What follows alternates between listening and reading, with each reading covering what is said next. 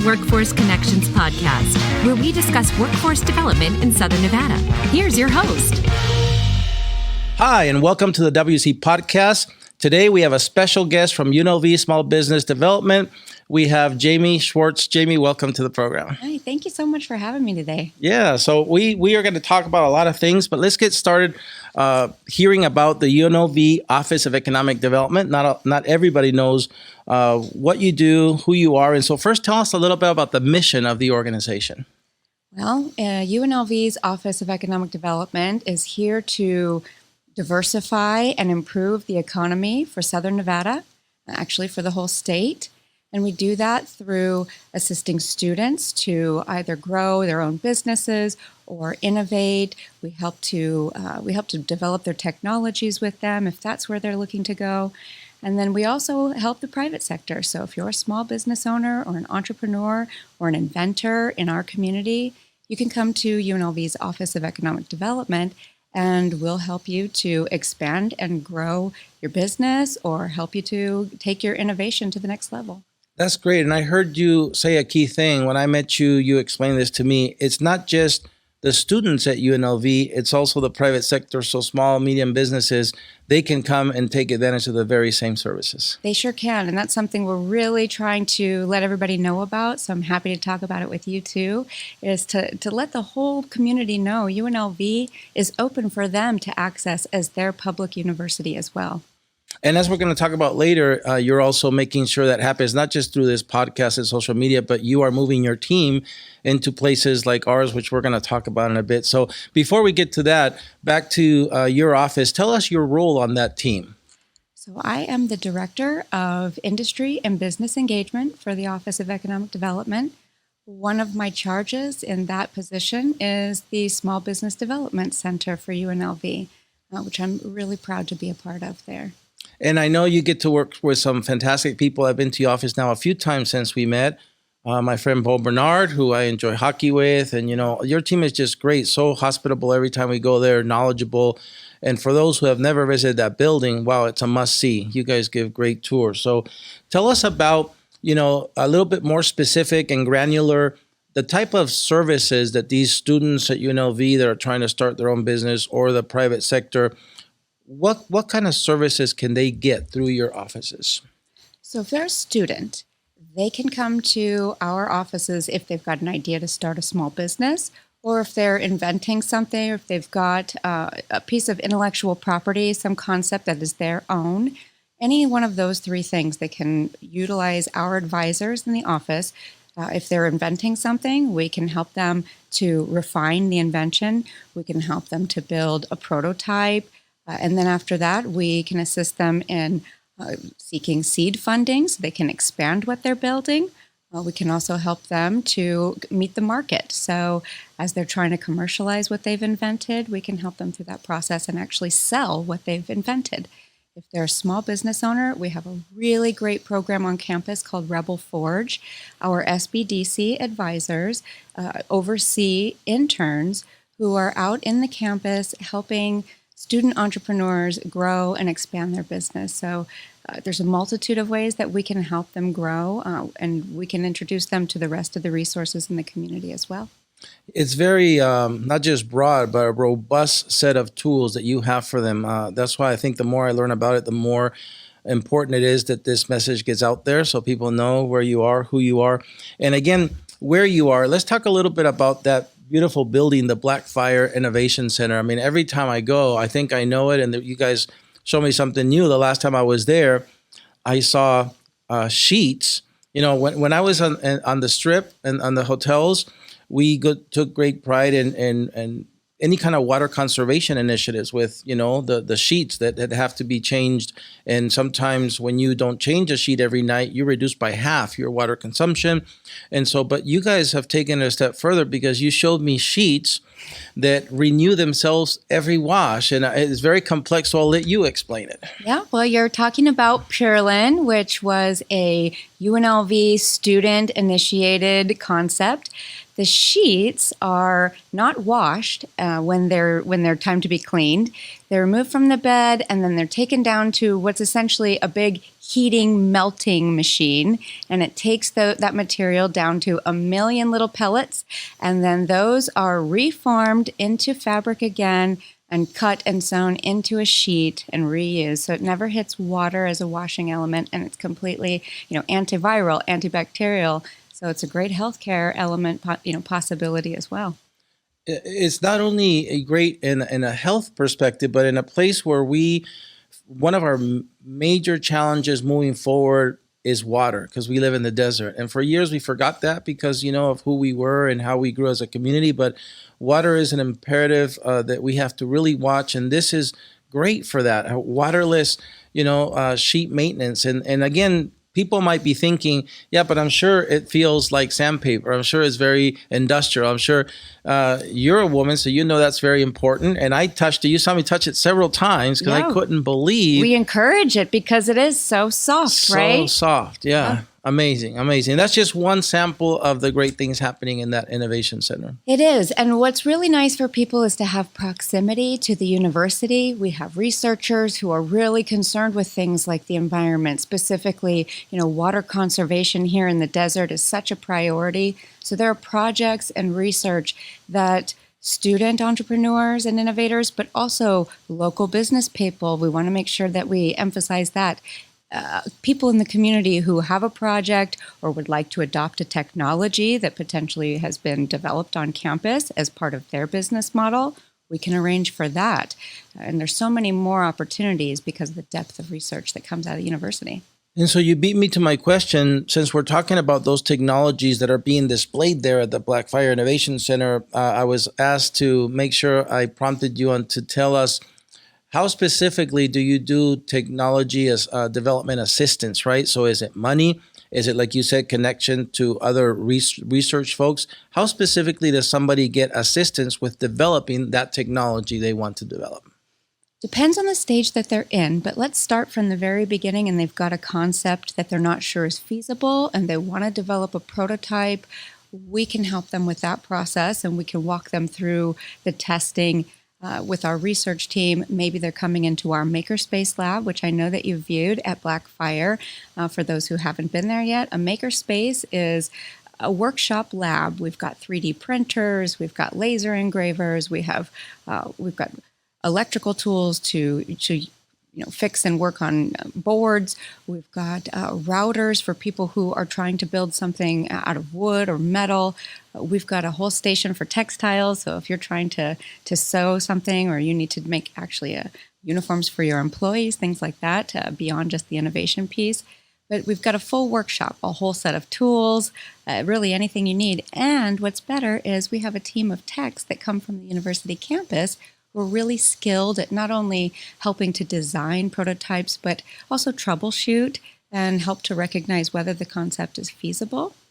So we go through that phase, and let's say now we get to the part where it is a feasible product and we want to help advance it from there. We're going to help that student or that entrepreneur approach whether or not there's something to protect with regard to intellectual property. Should we patent this idea? And from there, we might introduce them to an accelerator program. I know that you visited with some of the accelerators we have in our Blackfire facility. One of them is the XCO. They're looking for new innovative projects to, if you're not familiar with accelerators, what accelerating is taking a concept to the very next level. So they teach these startup founders, how do you actually run a business? How do you manage the finances? How do you scale? Because scaling an idea requires a really tricky set of information and knowledge and access to resources. They find seed funding for these ideas because it does cost money. So they help to finance those things. And then once we get an idea that's actually feasible, you can tell there's a market for it, investors are interested in it. Now we can help them take it to market. If you've got an idea and you want to connect with a corporate entity in town, our Office of Economic Development is really familiar with all the major corporations in town, as are you. And so if there's somebody we don't know, we can reach out to you and the other resource partners to introduce our local startups and innovators to those places that are going to hire them and buy their products. I'm sure there's many listeners who, again, don't know enough about the Office of Economic Development at UNLV or Workforce Connections, and that's why we're doing the podcast. And they're saying, "Wow, I could really get help in that building at the Blackfire," and so that's what we want. We want people to go and find out in person all about all these resources that you're explaining that can really take a small business and assisting them from cradle to grave. You've described that whole process, including one of the most important ones, which is seed money, and so with that being said, again, I think here what we're seeing recently in our region is a collaboration we've never seen before. I'm sure you've heard me say it. Over the last few months, we worked with Bo and others on this EDA's Build Back Better, if you will, grant, the Good Jobs Challenge, the Economic Development Assistance Grant, all these things.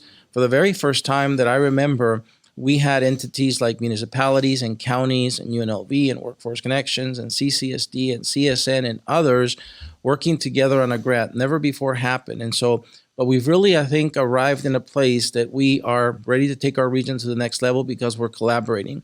And a sample of that is in North Las Vegas a few months ago now. Something really special came together called the Small Business Connector. And I know Mayor Lee called each one of us and said, I want to be the first. I already have the fastest permitting process for businesses, fastest fire department response. I mean, he's got a big list of the fastest and the best, but he wanted us there in his city hall. So I want you to kind of share from your perspective how that came together, who each one of the three partners is, and their role in this whole thing about making sure that small businesses have what they need in City Hall in North Las Vegas. Well, I am so proud of this program, as I know that you are too. This has been enormously impactful, and I'm proud of the leadership that each of us have displayed to help get this going, and in record speed. Let's just say that, okay?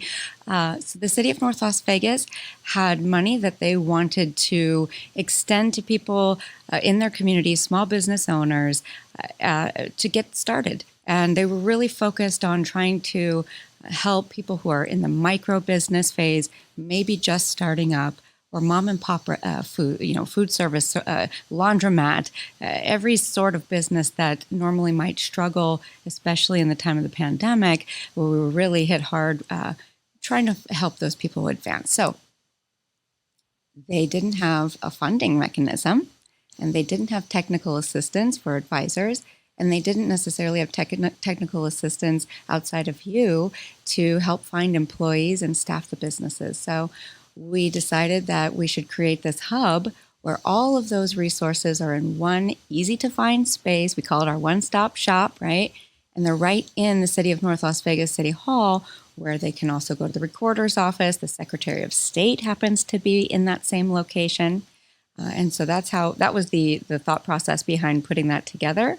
And then, like I said, we did it in record speed. And since we opened that location, we have served over 450 individual small businesses. That's amazing. It's just amazing. And I think because of that, because of the impact that we see already in such a short span of time, we already are talking about, more than talking, we're scaling it up. We're already moving ahead and scaling it up. So tell us a little bit more about next steps. Where else are you bringing your resources? I know some of our locations, but tell us about anywhere else that maybe you're scaling to now.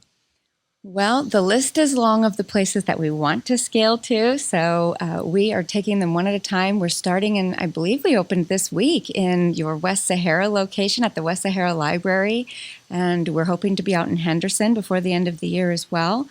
The idea is we've been only in one location, housed out at Blackfire or on the UNLV campus for the entire time that the SBDC has been down here in Southern Nevada, and we learned that small business owners weren't as aware of us as we hoped they would be, and that accessing us wasn't as convenient as we hoped it would be. So we expect that this will double, triple the numbers that we're seeing, that we've historically seen in the Valley, which I think will in turn double and triple the impact that we see. Typically, SBDC sees supports over 10,000 jobs in a year with the clients that we're seeing. We start up a few hundred businesses in a year. We every year assist small businesses to find over $50 million in capital funding. So all of those things are really important to helping a small business continue to thrive. And we want to be out in really easy to access locations so that we can do more of that. Well, the answer I can tell you ahead of time. Well, on our side, when you ask us if we can be your partner, if you can be with us located, the answer is always going to be yes. Like you said, we'll have to learn how to do that. The devil's in the details, but we always want to be your partner wherever we can for the reasons you're talking about. We believe here at Workforce Connections that over the next few years, the most important thing we can do is to match, because we have great economic development efforts going on between you, the LVGA, making our region attractive to these businesses and helping businesses that are here expand, as you're talking about.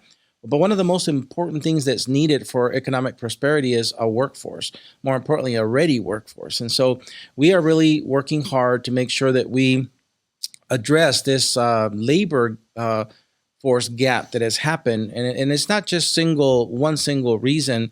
For years, we've had declining birth rates in our nation. We've had declining immigration rates, higher rates of retirement because of the baby boomers. And so the advent of automation, all of these things mean that we've if you will, it's accelerated the arrival of this huge gap that we have, this labor shortage. And so we're not going to magically, unless we really perfect the cloning thing. So maybe you guys can work on that a bit, people cloning. But since that's still far away, we're going to have to find alternative labor pools. And so, of course, people with disabilities, I think, can play a role now better than they ever have in the competitive market. The people exiting the penal system, so the reentry population, as we refer to them, returning vets. Again, the immigration, the immigrants that have the legal permission to work in the United States, and youth. At the end of the day, just 2 nights ago, we had our second meeting with the workforce education members of the LVGEA. So that's Keith Whitfield from UNLV, Federico Zaragoza from CSN, Darian Poller from Nevada State College, and then the superintendent of the school district, Jesus Jara, and myself. The LVGA really wants us to focus on this alignment. And so we had our second meeting about a long-term plan to really make sure that what these businesses you're trying to help, our business community, what they need, there's a long, sustainable, reliable plan for it. Not just 3-4 years before they, if you will, they're ready for the workforce, but way before that. So a lot of people, again, refer to the K through 12 system as the education system, and that's fine. We fight over terms of, is it workforce development? Is it education? It depends on the academics. Really, if you look at the business sector, today their HR departments have kind of converted to what's called talent development, talent recruitment, talent engagement. And so what we're doing in the K through 12 or in the community college or in the universities is we're producing talent. That's the end. And so I'm so glad that we have the right people in the right seats right now. And again, I think that's what makes me optimistic that we're going to elevate our region. Would love to hear from you why you think it's important to do just that, to make sure that the workforce development, talent development efforts in our region are really driven by the needs of business. Certainly, we know that as businesses are growing here and we're trying to attract new industry, we have to meet the needs of those industries with a workforce. And we've been hearing from them that there are skill sets that we just haven't had enough of locally, right? So I hear what you're doing. I hear what the community college and Nevada State College are working on to help increase skill sets, particularly in the technical sector, right? And we're following right along in that same thing, supporting what you're working on, trying to help make sure that students who graduate from UNLV actually stay here in the Valley. So as the UNLV system graduates students in engineering and the life sciences, architecture, business, we have a tremendous accounting program at UNLV. And these students are offered positions elsewhere because they don't necessarily find or they haven't historically found opportunities to grow their careers here. we're changing that by bringing these new industries to town and supporting them through funneling students right into their programs. One of the best ways we can do that is with internships. In our office, we have a great team of interns. They're working with small business owners, for instance, and they're really doing real projects. They are helping develop a business plan, doing a full marketing and digital media audit for clients, helping develop a marketing plan, finding funding, all of those things. And they keep a portfolio of what they've worked on. So when they graduate and they walk in, against all of the other candidates for a job, they can show real practical work experience. Something that the university is really proud of is in the hospitality program, students have to have over 1,000 hours of actual work experience before they can graduate with that diploma. And what you have as a result are incredibly skilled and ready to work students coming out of that hospitality school. So as we look at that as a great example, we want to replicate that across campus and increase the depth of what the interns have the possibility to do. And then I mentioned this at a site selectors meeting, but I think that also developing small businesses in the areas, in the sectors that we're trying to support and grow is also a really important factor for developing a workforce. They're staying within the same industry, the same sector. We know that employees cross-pollinate to new jobs in that same space. So as we're bringing more familiarity to these industries to town and the small businesses grow up around it, I think that helps to support a more robust workforce as well. So two things. I want to comment on how we engage with industry to help small businesses, but also before that, I'd like to, I think you know this, but I always remind Keith at UNLV too, Dr. Whitfield, that I'm doing my part to do exactly what you said, because my daughter graduated from the doctorate program at UNLV in physical therapy. And, a lot of people tell me, oh, she's going to leave, go back to where she went to college. She's here now in her second year practicing. So I'm bringing that as a win for me. I'm doing my little part in making sure these UNLV graduates stay here at home. The second thing is, you at UNLV, at the Blackfire Innovation Center, the Office of Economic Development, you're helping us host our third industry sector partnership launch. And it's in the information and communication sector. And again, that beautiful building, I'm sure, will be full of small, medium-sized businesses to help develop that sector, the information communications technology. A lot of people think about the large ones, but they're going to be there as well. Aristocrat Gaming, Switch, these are very visible companies that are great for our region.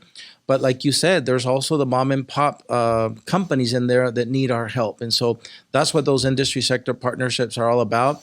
And we appreciate that you're there helping us, opening your doors to the building to help us launch that sector partnership. I'm really looking forward to hearing the feedback from the business owners during that session because, we sometimes think we know what the business sector needs. And so we are really doing our best when we try to create programs or new initiatives that will help them. But hearing it straight from them, what they need, I think will be really helpful to creating some very impactful programs. And to kind of piggyback on that, the university in August is also hosting a business convention for a couple of days. And we are going to ask these employers, we have stretch goal employers that are not currently in Las Vegas or in the Valley, but we'd like them to be. What do they need to see in order to come here?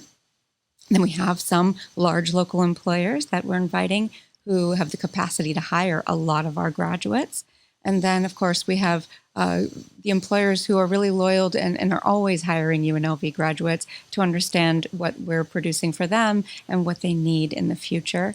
And that will help to shape curriculum and what we're developing on campus for years to come so that we're current with what these businesses need. That's amazing. So, Jamie, I want to thank you for being here and answering and discussing all the things we wanted to talk about, but I know, again, this is the time of the program where we open up the mic for you to maybe share with our listeners anything else that we didn't, necessarily place on our agenda, to maybe even ask something that you might want to ask of us at Workforce Connection. So the mic is yours. Well, I will say that I want to talk about something that I've been really involved with, an initiative in our Blackfire building. It's our Vegas blockchain meetups, and they happen every last Tuesday of the month from 2 to 5 p.m. And these are a really important element for advancing the level of education in the community about emerging technologies. We chose blockchain because it's so large. There are so many use cases for blockchain, whether you're talking about a supply chain process, security, whether you're talking about cryptocurrency and NFTs. Blockchain technology has really made a huge progression into business at large. And so we want to make sure that Las Vegas and local businesses understand what is the new emerging technology, that corporate and government leaders understand what is this new and emerging technology, and how do we use it, and how does it advance the city. And it's really been, we have over 100 people showing up every month to those meetings. It's really been a great opportunity to network the people who are in that space. And we got this idea from the city of Las Vegas. They've got every 3 weeks a Tech Alley event that happens downtown in the Art District. The website's techalley.org. It's fantastic. There are so many innovators and technology experts who show up at this event every single time, and they give breakout sessions where they're educating people. If you don't know about technology, if you don't know about something that's new and emerging, show up at this event and they're going to teach you in a session about it. They're also talking about how do you find funding? How do you actually meet and network so you can get your product to market? They're experienced founders who are leading these sessions and giving back. And that's something that's really exciting in this community right now, is the broad sense of giving back. Everyone feels this is a moment for us to grab a hold of and bring our city to the next elevated level. And it feels like all hands are on deck for that, just as you were saying earlier. And that includes in the business sector. Everybody is sharing and collaborating and supporting one another. And I see that the most in this tech sector that's emerging here. So I think it's important and worth shouting out. Yeah, and I want you to repeat because I feel privileged to know all of this because we're connected through LinkedIn and I see all your posts. But for those who are not connected to you, by the way, get on LinkedIn, follow Jamie, get connected to her. But tell us one more time so we can make sure that we put it, that we hear it not only in the audio version of this podcast, but we're going to have a video version as well. So we want to put that the website, if that's what it was, on the screen. So one more time, how is it? Techalley.org is the City of Las Vegas's tech meetup that happens every third Saturday, or it happens every 3 weeks. I'll have to get the calendar, Sure. But it's on their website. And then we have VegasBlockchainMeetup.com, and we every last Tuesday of the month from 2 to 5 at Blackfire Innovation, you can find us there in our esports arena hosting the blockchain meetup. And we're also happy to give tours before or after those sessions. So if you haven't seen all that we have to offer at Blackfire, definitely come and come early or stay late and we'll give you a tour. So we have, I think we caught the link for the blockchain. How does somebody connect with Blackfire and the team there? Is there a website or an email address that you can give us so they can reach out to the team there to visit or take a tour? Sure. I mean, they can actually reach out to me directly. My email is Jamie, Jamie, Schwartz, SCHWARTZ @UNLV.edu. And I'd be happy to, if it's not me and I can't actually personally give the tour, I will definitely hand you off to one of our great people on our team who can do it. Well, I would recommend everybody who's listening to do that, take advantage of that offer because, again, every time I go, it feels like a new tour. It's always something new. So I'm looking forward to my next tour with you and Bo. I want to thank you again for coming down to Workforce Connections to do the WC podcast. I'm sure we'll have you back, and I'm sure we'll see each other soon as we scale up these resources for small businesses at our Employee MV Business Hub. So thank you, Jamie. Thank you. All right, that's it for this episode of the WC podcast. We'll see you in the next one. Until then, stay safe.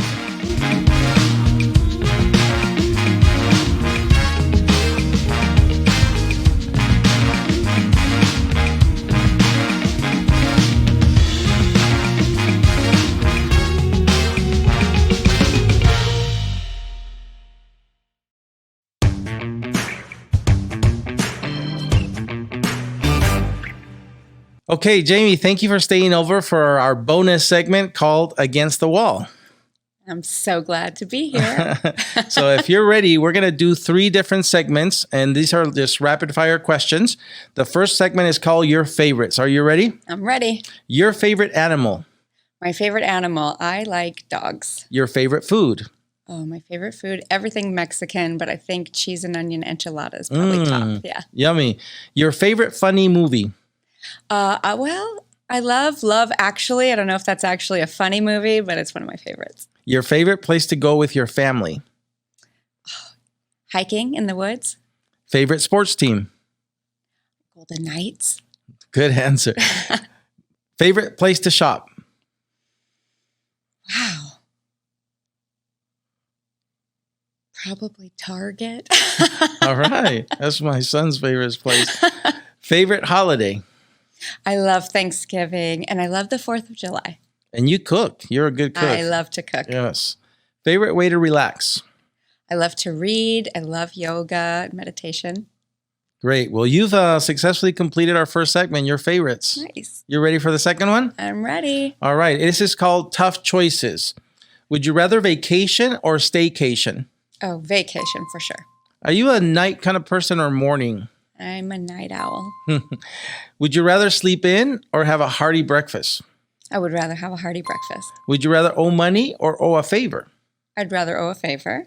I think I know the answer to this one, but would you rather go hiking or bike riding? Hiking for sure. Yep, you said that earlier. And do you like red wine or white wine? Red. Pinot Noir. Delicious. Oh, nice. And my favorite, justice or grace?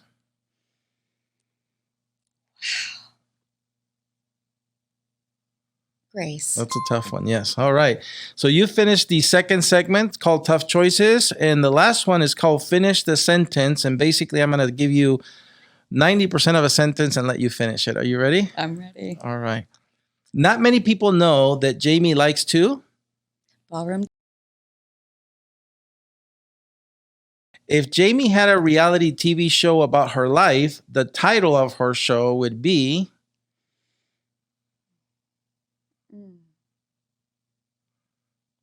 Wow, that's a really hard question. I have a few in mind.